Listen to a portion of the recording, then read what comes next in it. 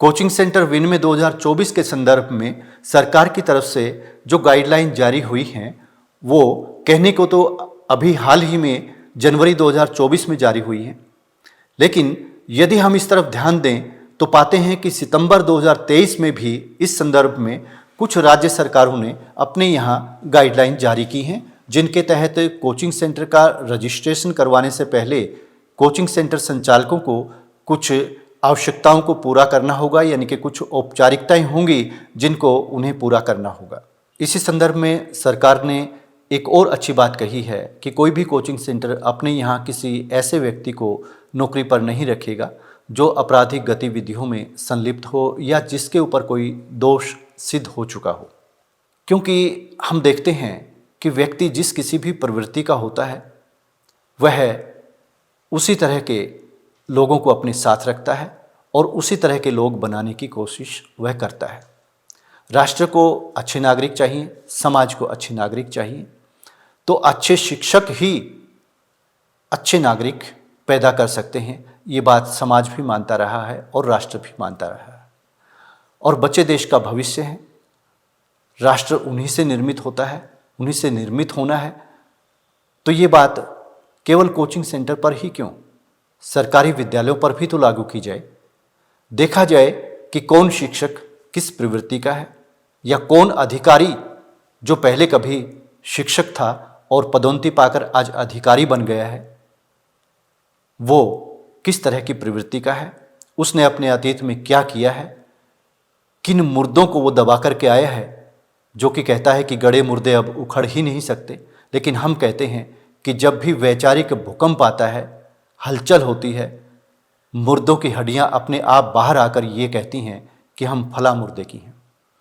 तो सरकार को ऐसा भी कुछ करना चाहिए, अन्यथा वो अधिकारी इन गाइडलाइन को सफल बनाने में कोई योगदान नहीं दे सकेंगे जो कि अपने अतीत में खुद इस तरह की गाइडलाइन का विरोध करते रहे हैं। सरकारी विद्यालयों में आने से पहले वो निजी विद्यालयों में रहे हैं और निजी विद्यालयों में रहने का रिकॉर्ड भी आज उन्होंने अपने स्तर पर गायब कर दिया है। और यदि उनकी कोई शिकायत करता है तो केवल वो अपनी शिकायत को लेकर के ही नहीं, अपने किसी साथी की शिकायत को लेकर के भी कहते हैं कि फलाने शिकायत की है, आगे से नहीं करेगा। ये उनकी प्रवृत्ति है। सरकार को इस तरफ भी ध्यान देना चाहिए।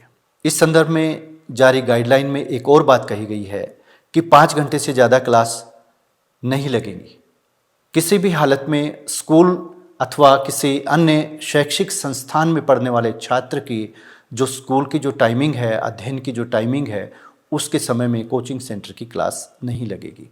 ऐसा भी इस गाइडलाइन में कहा गया है। सुबह अर्ली मॉर्निंग या लेट नाइट क्लासेस भी नहीं लगेंगी। छात्रों और शिक्षकों को वीक ऑफ मिलेगा। त्योहारों में कोचिंग सेंटर के छात्रों को अपने परिवार के साथ त्योहार मनाने के लिए छुट्टी मिलेगी। ये सारी सुविधाएं नहीं होंगी और बच्चा यदि बीच में ही किसी कोचिंग सेंटर को छोड़ना चाहेगा तो वो आसानी से छोड़ सकेगा।